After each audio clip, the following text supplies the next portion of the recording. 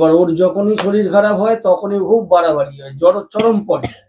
Out of Calcutta সে বাইরে ঘুরতে গেছে। এখন শীতের সময় সব ডাক্তাররা এরকমই করে, সেটা সবাই শুনতে খারাপ লাগে, ওরও খারাপ লাগে।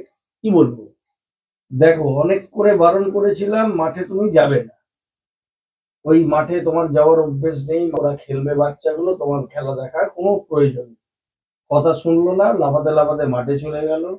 মাঠে গিয়ে গতকালকে সারা দিন ধরে মাঠের মধ্যে বসে থেকে খেলা, বাচ্চারা খেলেছে, সেই খেলা দেখতে দেখতে উনি রাত্রিবেলায় বাড়ি ফিরেছে।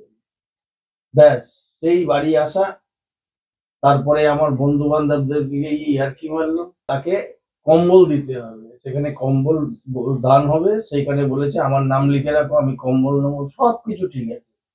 বাড়িতে আসার পরে সারা রাত ধরে আমাকে জ্বালালো।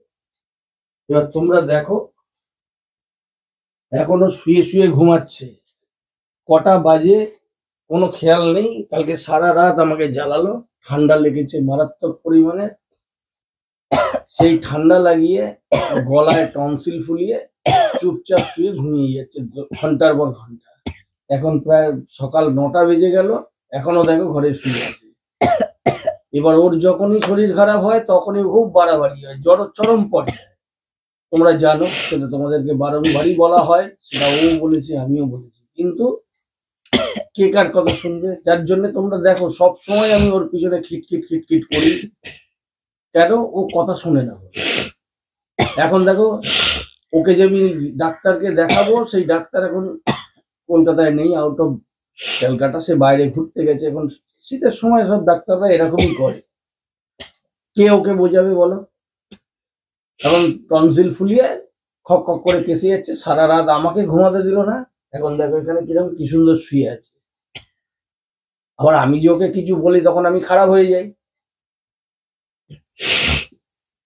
কেননা কথা না শুনলে তখন এইভাবেই আমাকে বলতে হয়। এখন দেখো কন্টিনিউ কেসে যাচ্ছে, চোখ মুখ ফুলিয়ে বসে আছে। এবার কি বলবো আমি ওকে? এই জন্যই আমি খ্যাচ করি, সেটা সবাই শুনতে খারাপ লাগে, ওরও খারাপ লাগে। কি বলবো, কারণ আমি পারি না, এগুলো দেখতে আমার ভালো লাগে না। আমি যখনই বলেছি যে একটু নিজেকে সুস্থভাবে রাখার চেষ্টা করবে, মানুষের কি অসুস্থ শরীর খারাপ হয় না? নিশ্চয়ই। সেটা যদি জোর করে কেউ বলে না আমার শরীর খারাপ হোক, তাহলে সেটা কিছু করা যায় না। কানের সামনে কেউ যদি কন্টিনিউ সারা রাত ধরে খুব করে কেসে যায়, কোনো মানুষ কেউ শুয়ে থাকতে পারে বাসে? দেখো অবস্থাটা দেখো খালি তোমরা, কন্টিনিউ কেসে যাচ্ছে, কন্টিনিউ শুয়ে আছে ওইভাবে।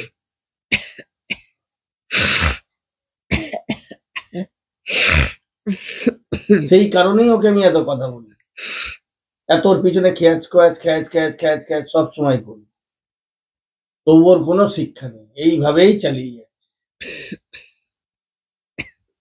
সব ভালো লাগে, কিন্তু কি বলতো, নিজের শরীর স্বাস্থ্য সবকিছুগুলোকে দেখা উচিত, খাওয়া দাওয়া গুলো টাইমে টাইমে করা উচিত।